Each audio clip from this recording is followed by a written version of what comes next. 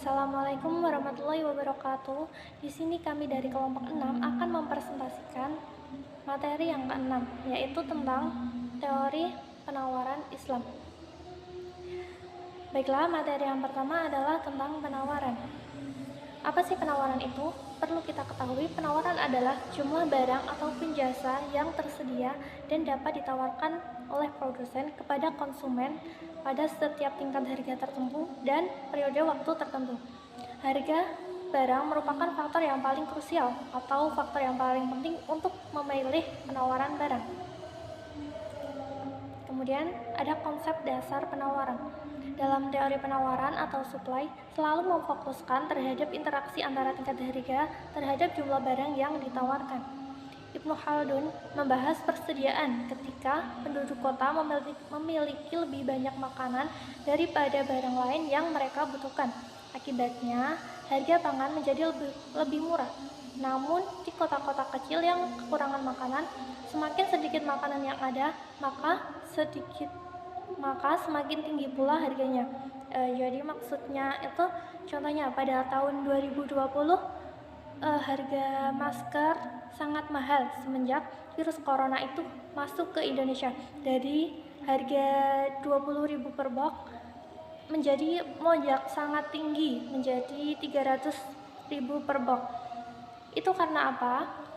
Itu dikarenakan stok jumlah barangnya itu sedikit atau langka, jadi mengakibatkan harganya mahal. Nah, kalau sekarang kan udah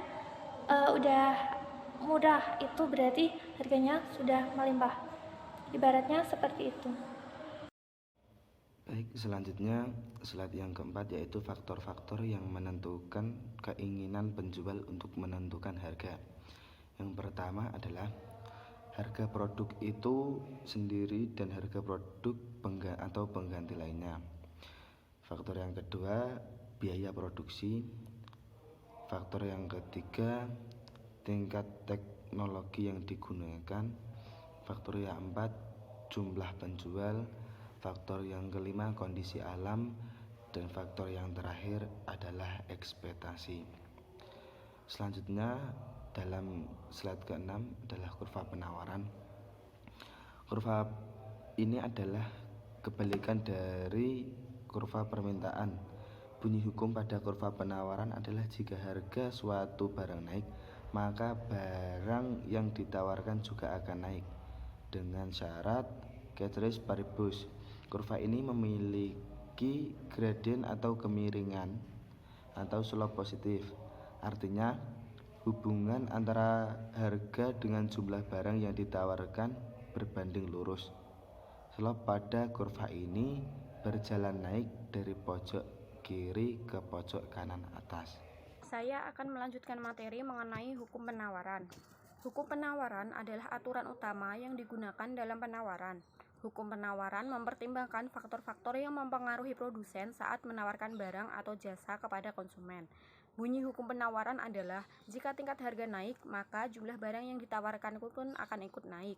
Namun, ketika tingkat harga turun, maka jumlah barang yang ditawarkan juga akan ikut turun. Selanjutnya adalah materi mengenai produser surplus. Produser surplus adalah jumlah yang diterima penjual dikurangi dengan biaya atau beban-beban yang dipikulnya. Dalam menawarkan produk yang dijualnya, seorang produsen harus melihat seberapa besar biaya yang dikeluarkan untuk menghasilkan produknya. Biaya ini merupakan harga minimum yang dapat produsen berikan untuk menentukan kesediaan dalam menjual produknya. Produser surplus merupakan selisih total antara total revenue dengan total variable yang dapat digunakan atau dihitung dengan dua cara. Yang pertama dengan sistem matematis. Dengan sistem matematis, total revenue adalah hasil P dikali Q, dan untuk total variable cost atau TVC adalah AVC dikali Q, atau dengan rumusnya producer surplus sama dengan TR min TVC. Selanjutnya adalah dengan memperhatikan variable cost untuk memproduksi satu unit output yang sama dengan marginal cost pada jumlah output satu unit, dengan rumus VC dikali Q sama dengan MC 1 ditambah MC 2 dan seterusnya. Baik, saya akan melanjutkan pemaparan materi pada slide ke-8 yaitu mengenai pengaruh zakat. Zakat yang dikenakan pada hasil produksi adalah zakat perniagaan, yang baru dikenakan apabila hasil produksi dijual dan hasil penjualan telah memenuhi nisab, yaitu batas minimal harta yang menjadi objek zakat, yaitu setara 96 gram emas, dan mencapai haul, yaitu batas minimal waktu harta dimiliki, yaitu 1 tahun. Dalam ilmu ekonomi, yang menjadi objek zakat perniagaan adalah revenue minus cost atau pendapatan biaya. Dalam pengenaan zakat ini sama sekali tidak memberikan pengaruh terhadap ATC, yang berarti pula tidak ada pengaruh terhadap profit yang dihasilkan. Pengenaan zakat perniagaan juga sama sekali tidak memberikan pengaruh terhadap MC, yang berarti tidak memberikan pengaruh terhadap kurva penawaran. Upaya memaksimalkan profit berarti memaksimalkan produser surplus, dan sekaligus berarti memaksimalkan zakat yang harus dibayar. Jadi, dengan adanya pengenaan zakat perniagaan, perilaku berjalan memaksimalkan laba sejalan dengan perilaku profit memaksimalkan zakat. Pada slide selanjutnya yaitu mengenai pengaruh pajak. Pengenaan pajak ini berbeda dengan pengaruh zakat yang tadi. Dalam pengaruh pajak, pengenaan pajak penjualan atau pajak pertambahan nilai akan meningkatkan average total cost atau ATC. Peningkatan ATC secara langsung juga berarti meningkatkan MC. Bila harga tetap pada tingkat harga semula, maka peningkatan biaya ini berarti menurunkan profit yang dapat dihasilkan oleh perusahaan.